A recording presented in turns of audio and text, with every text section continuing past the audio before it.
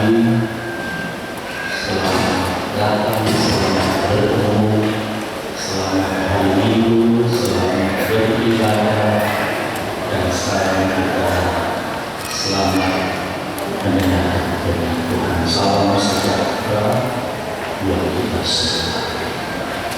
Pembacaan kitab suci kita pagi ini pertama akan kita buka kitab Kejadian pasal 8 ayat 22. Kejadian pasal 8 dan ayat 22. Kalau sudah dapat, baca bersama-sama ayat ini. 2. Selama bumi masih ada, tak akan berhenti musim menabur dan musim menuai, dingin dan panas, kemarau dan hujan, siang dan malam. Haleluya. Khotbah pagi ini saya beri judul hidup anak Tuhan yang bertahan dalam segala musim. Ulangi, hidup anak Tuhan yang bertahan dalam segala musim. Ayo jaga kanan kiri kanan, ulangi judul ini.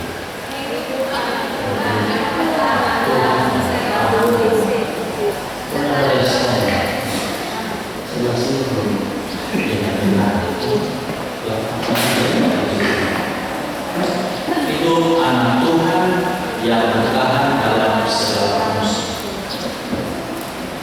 Kemarin kita kaget ya. Kemarin hujan turun di kota Kupang bulan apa? Oktober. Kemarin dulu hujan turun bulan Oktober. Kemarin dulu di atas sana. Biasanya berbeda September, November, Desember orang bersebayang yang bukan atap pas bulan itu. Nah kemarin kalau tahu bagaimana itu hujan tidak ada pemurun. Kemarin ya. Apa ini? Mazmur 74 ayat 17. Mazmur 74 ayat 17.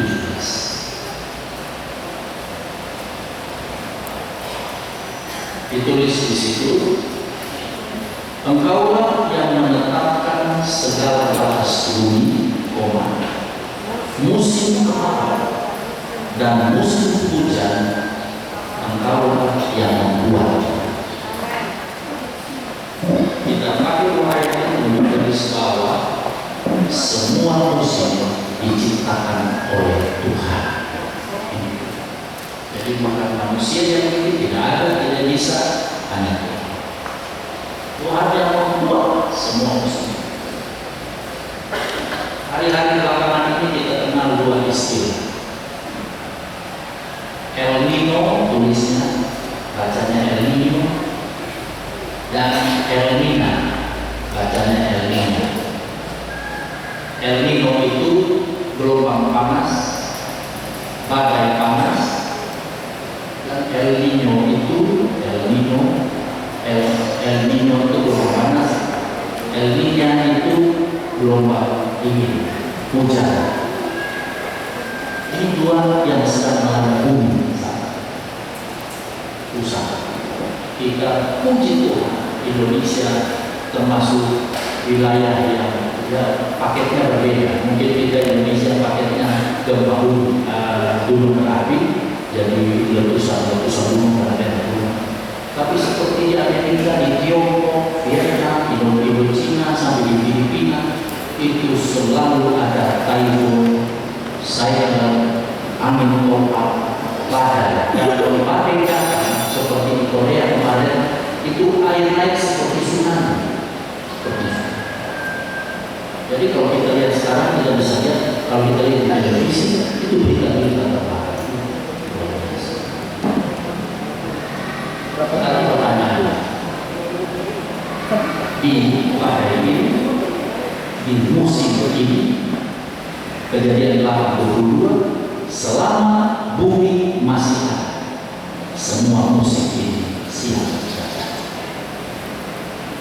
Apakah Tuhan bermaksud untuk menghancurkan, membinasakan, mencederai kita, merusak kita, ditempatkan di musim-musim yang kacau? Mari kita lihat cetak biru Tuhan. Tadi Kejadian 8:22, mari kita lihat Kejadian 2:15. Cetak birunya itu tidak baik. Cetak biru, blueprint, pattern, contoh awal manusia bukan seperti itu. Bukan berkatakan seperti itu. Kemudian apa?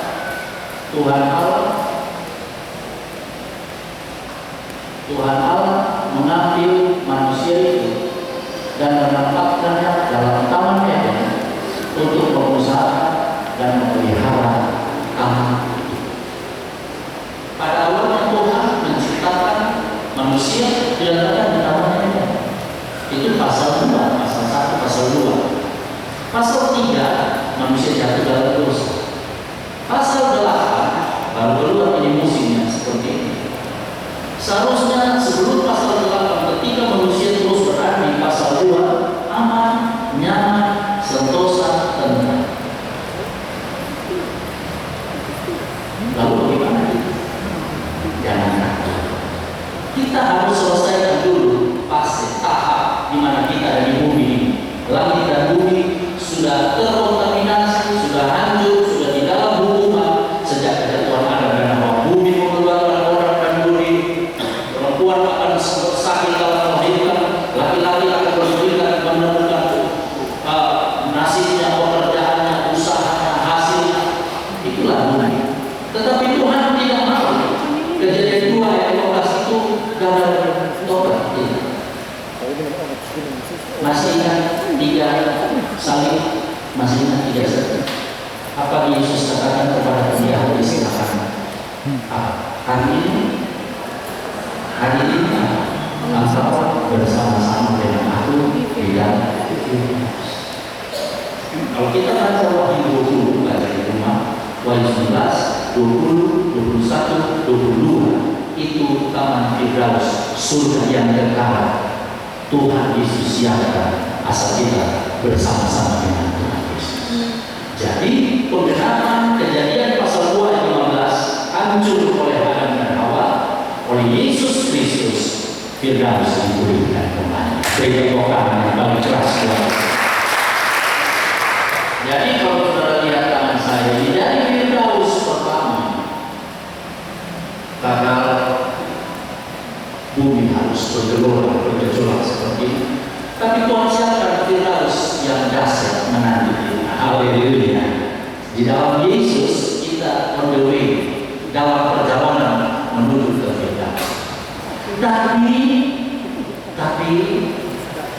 kalau kita lihat bahasa nubuatan di dalam Mazmur 23 ayat 1 sampai 4, ini bahasa nubuatan juga. Kalau kita lihat Alkitab adalah buku nubuatan, maka semua ayat luar biasa, punya pesan ke depan. Akulah gembala yang baik. So, kita adalah Tuhan adalah gembalaku, tak akan kekurangan aku. Dia memberikan aku di padang yang berumput hijau, yang membimbing aku ke air dan tenang, yang menyerahkan jiwaku, yang menuntut aku di jalan yang benar, oleh karena namanya. Haleluya. 1 sampai 3 itu betul seperti Matius 11:28. Marilah kepadaku kamu yang sudah berbeban berat, aku akan memberikan apa? Kelelahan kepadamu. Mazmur 23 1 sampai 3 luar biasa. Itu Eden, itu Firdaus, kelegaan, ketentraman, dan itu hanya bisa dapat dari Yesus Kristus. Sekarang kita lihat ayat 4, bahasa nubuatan ayat 4. Sekalipun aku berjalan dalam apa? Lembah peperangan. Mari kita lihat di 2 Timotius 3 ayat 1. Itu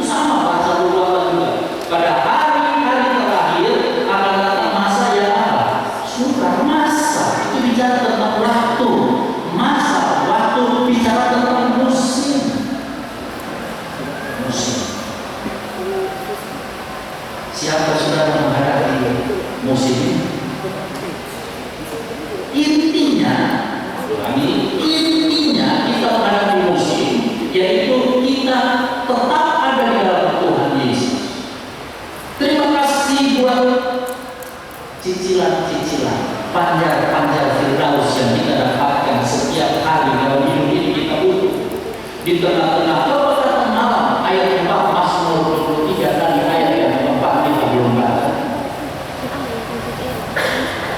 Mazmur 23 ayat 1 sampai 3 sekarang ayat yang keempat. Sekalipun aku berjalan dalam lembah kekelaman, aku tidak takut bahaya, sebab Engkau besertaku, Immanuel. Gadamu dan tongkatmu itulah yang menghibur aku. Amin. Dalam bahasa buatan Mazmur 23 ayat 4, domba-domba, anak-anak Tuhan, orang percaya, orang Kristen harus dipersiapkan masuki ayat 4 juga. Ada ayat 1 sampai 3 Firdaus, ada ayat 1 sampai 3 Eden, ketentraman, kelegaan, pertolongan yang luar biasa. Tapi kita siap masuk ayat 4 juga. Bisa bilang amin. Nah, ayat 4 ini sama dengan 2 Timotius 3 ayat 1, masa yang sukar. Masa yang sukar situ ada El Nino, ada El Nino, La Nina, El Nino, La Nina. Jadi jangan kita baca lurus-lurus. El Nino bacanya El Nino, La Nina bacanya La Nina, bacanya apa? La Nina. Sekali satu pagi dari kampung panggil nama ini Angel Tingkat Yuan Al Yuan itu kalau bahasa Amerika ini, bahasa Portugis, bahasa Spanyol, Yuan itu tulisnya J-U-A-N, Juan. Tapi bacanya adalah Juan, J dibaca H, Juan. Jadi kalau tulis James, James, orang Inggris, tapi kalau orang Spanyol, Itali, orang Portugis bukan James tapi James. Jadi satu kali barangkali dia dengan polos Indonesia kan, kalau James, James ya bahasa James. Itu orang bukan Bapak, salah.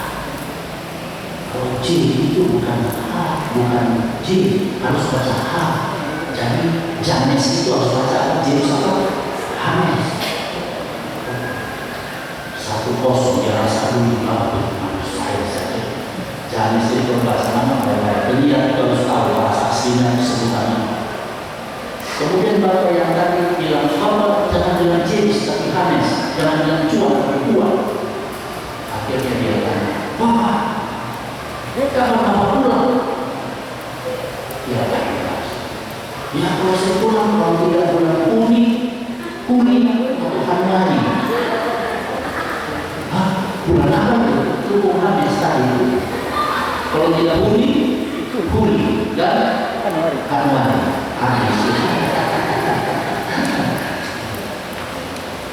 Ya, itu informasi. Jadi saudara-saudara yang dikasih Tuhan, kita anak-anak Tuhan siap menghadapi segala musuh. Bilang amin sekali lagi.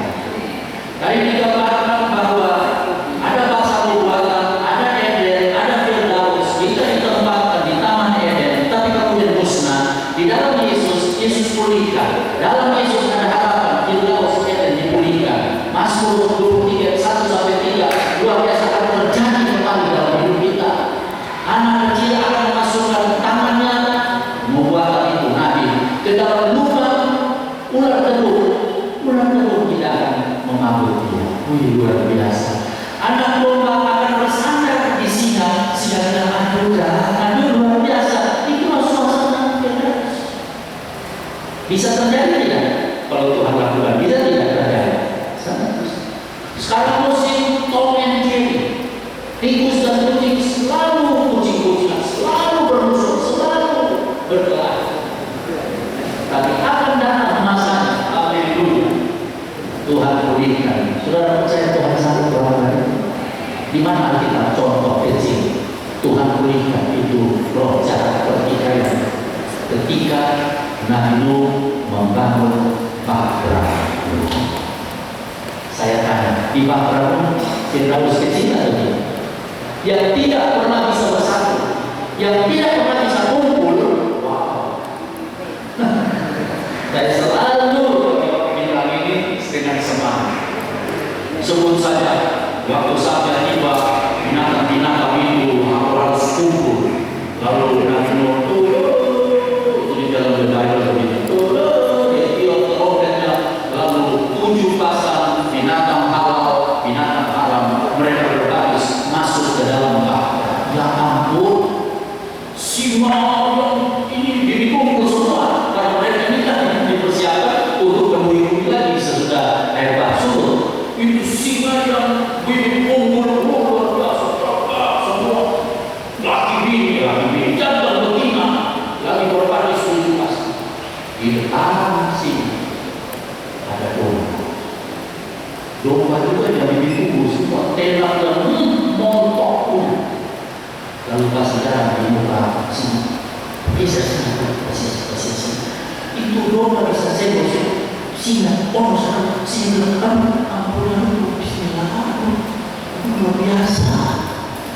Itu domba singa bilang kalau tidak dalam pawai menuju bahtera lu dan tulang licin. Tulang Musa musuhnya apa? Musa musuhnya apa? Ayam naik di Musa sampai jalannya kakak ada sedikit di sini. Musa menurut diri kalau bukan perintah Tuhan jadi bulu berkembang mas habis.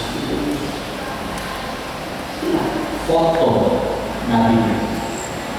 Kalau kita ada di dalam bahtera keselamatan, lalu masih ada Tom dan Jerry seperti ini, jangan-jangan kita bukan di bahtera keselamatan. Ada tiba di Jogja, di mana Kopassus 1 kita mati oleh anak-anak Indonesia. Coba dipikirkan teman-teman kita saudara, benar-benar di bahtera atau di mana? Di pasar. Saya baca satu tulisan, saya tersentuh. Itu tulisan bilang begini. Kalau kita minum kopi di kafe-kafe mahal di mall, Mers kopi di Lido Ubang, kopi paling murah sebut saja 45. Kopi apa? Dua langsung pesan dikasih bayar. Kalau kita pergi ke supermarket, 3 ambil gula pasir, sabun, mentega, ambil dari taruh di mana? Luar biasa. Pertanyaannya, kenapa itu tidak terjadi waktu kita ke pasar Inggris, pasar perak? Kopi tidak pernah ditawar, belanja di mall tidak pernah ditawar, tapi ketika kita beramal dan menghina kita bisa jual. Dorang pulang sampai jalan kaki karena tidak cukup naik uang demo. Itu beli dorang cukup sampai di setas. Jadi yang sudah tahu-tahu sudah dan dia harus sekolah harus masih bisa jalan aneh. Pulang masih bisa jalan aneh. Masih bisa jalan aneh. Betul. Pas bisa berapa ya?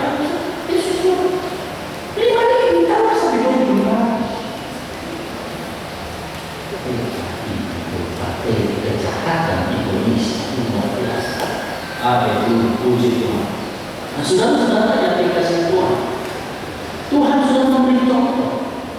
Di bahtera Nuh luar biasa ada tamannya. Saya harap kita doa malam mimpi tidur ada di bahtera Nuh yang ada taman. Tapi kita bukan bicara itu saja. Sekarang kita kembali ke topik kita. Anak Tuhan bertahan dalam menghadapi segala musim. Mari kita lihat bersama-sama. Keluaran 34 ayat 21. Keluaran 34 ayat 21.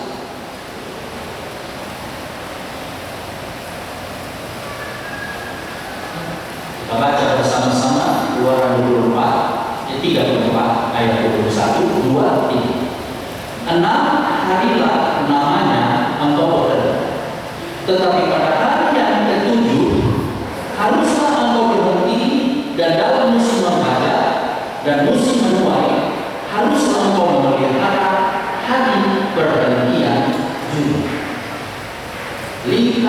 kata hari ketujuh engkau berhenti.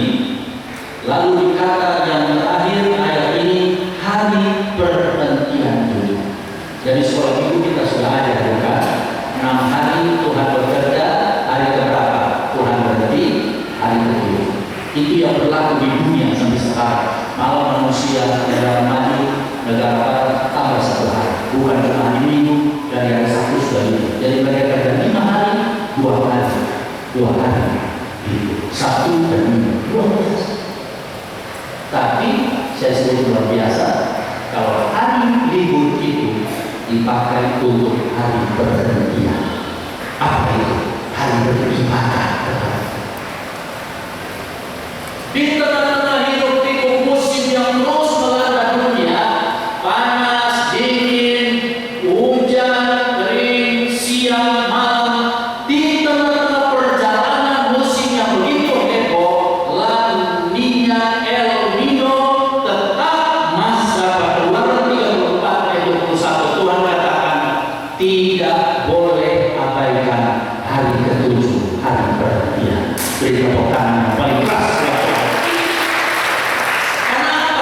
Di dalam hari perhentian, di dalam hari ibadah, di dalam persekutuan kita dengan Tuhan, di dalam hubungan kita dengan Tuhan, disitulah terletak inti kekuatan kita menghadapi segala musim yang sedang berubah. Ketika Tuhan lepaskan kita seperti domba di antara serigala, seperti bunga bakung di antara duri-duri, lalu kita santai. Ini situasi sedang apa? Ini situasi berbahaya. Ini situasi darurat. Ini situasi tidak bagus. Kalau kita maju sendiri, kita pasti itu sebabnya dalam nama Yesus, walau musim berubah berganti apapun, hari perhentian, hari ketujuh, tetap kita prioritaskan. Beri tepuk tangan yang paling keras kepada Tuhan. Haleluya. Ulang-ulang saya katakan sekali lagi, saya ulangi.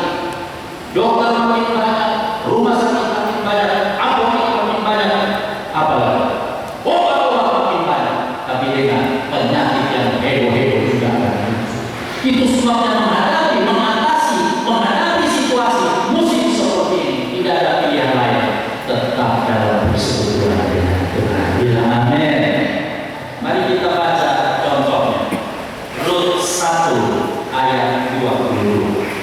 Mari kita lihat sekarang Rut 1 ayat 22.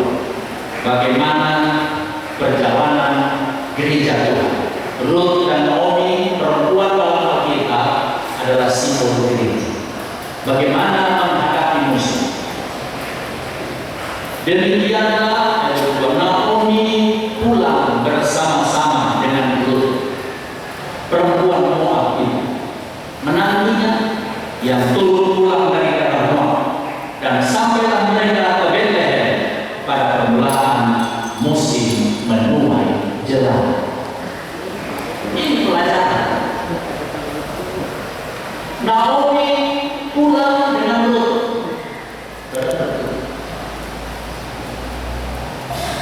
Naomi kembali dengan Rut. Saya mau tanya, perginya berapa orang? Siapa-siapa? Naomi pulang. Jadi suruh pulang dia apa? Pergi sampai-sampai. Apa orang? Naomi, suaminya siapa? Elimelek, anak laki-laki bersama. Makhluk dan ibu. Dia apa orang? Bapak, mama, kakak ibu. Bethlehem, lihat kita perlu pasal 1. Terjadi kemarau panjang, kelaparan, gak berani. 4 orang ini langsung exit. Kalau kita tidak di sini mati, kita lihat semua masih ada makanan, kita mungkin bergerak kembali. Saudara berdoa kalau Nabi Elia di tepi sungai Seir, Tuhan beri dia berhidup. Amin.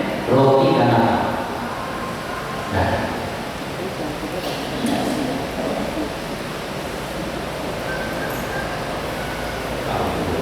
bukan karena itu kepala kita Tuhan sudah hidup. Matius pasal 6. Guru Yuda tidak menaruh, Tuhan kasih naruh. Bunga ibadah tidak meminta, Tuhan kasih dia begitu. beri tepuk tangan kepada Tuhan. Tuhan sanggup. Ketika Bethlehem ada di satu suasana yang tidak memenuhi harapan, tidak senang di hati, tidak suka di pikiran, Bethlehem seperti tidak menjanjikan. Ada padam, ada kematian, ada kelaparan, tidak menghasilkan apa-apa. Aku lupa ada ayat ini, apa aku cari ayat cepat, Pak Sati. Sekalipun kami domba terhalau dari kandang, sekalipun hasil pohon ara mengecewakan, hatiku tetap berdiam. Ini ujian, ini cobaan. Apa kurang? 3 ayat 17. Ini ujian cobaan. Bethlehem ini artinya rumah roti. Satu saat rumah roti tidak lagi ada roti. Jangan panik. Tuhan yang beracara, Tuhan yang buka Bethlehem, Tuhan yang buka rumah roti, Tuhan yang menciptakan roti. Kita mesti tidak boleh menggoyahkan iman kita, tetap bergantung dan berserah kepada Tuhan. Bilang amin. Ya, Bapak-Ibu, sekalipun pohon ara tidak berbuah, pohon anggur tidak berbuah, hasil pohon zaitun mengecewakan, sekalipun ladang-ladang tidak menghasilkan bahan makanan, kambing domba terhalau dari turunan, dan tidak ada lembu sapi dalam kandang. Ayat 18. Ayat 18.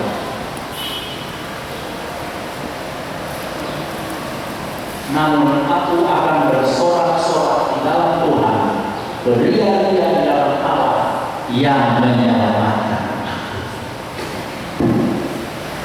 Ketika menghadapi makanan minuman soal berkat, ayat ini menegaskan seperti Ayub, walaupun semua tanggal dari hidupku, walaupun semua lenyap dari hidupku, anak-anak 10 orang mati, harta berkah ludes, hanya 3 bini yang sudah memohon seperti ini. Seluruh badan berluka-luka, sakit parah. Tapi Ayub bilang, yang penting telah dihebat dan tidak ditinggalkan. Haleluya. Yang penting Tuhan tidak tinggalkan aku. Berkat boleh lenyap, asal sumber berkat tidak bergeser dari hidup kita. Ini dia ayat yang ditulis ke Allah. Namun aku akan bersorak-sorai di dalam Tuhan, beria-ria di dalam Allah yang apa? Menyelamatkan. Terima kasih buat pohon ara, terima kasih buat kambing domba, terima kasih buat makanan dan sebagainya. Tetapi dengan semua ini saya prioritaskan keselamatan. Beri tepuk tangan yang paling keras. Engkau punya semua, tapi pada ini tidak selamat. Nol. Ada satu tulisan bilang begini, orang kaya tidak masuk surga. Kok bisa? Betul. Dia tidak berbuat jahat. Orang kaya berkat-berkatnya, dia rajin beribadah, tapi cuma beribadah, hadir dulu di gereja. Kenapa? Orang yang masuk neraka bukan sekedar orang yang berbuat apa, orang yang beribadah kepada Tuhan, tidak berbuat jahat, tetapi orang yang masuk neraka adalah orang-orang yang tidak berbuat kebenaran di dunia. Hadir di ibadah dengan khotbah puji Tuhan itu satu, tapi keluar dari ibadah dengan firman Tuhan tadi, melakukan apa yang kita dengar, itulah praktek hidup yang sesungguhnya. Nah, saudara-saudara dikasih Tuhan, keselamatan ini. Puji Tuhan, saudara-saudara, Naomi 4 orang pergi, pulang 2, 1 orang mati. Jadi jangan atur langkah menurut kita punya selera, kita punya hati, kita punya pikiran, sabar,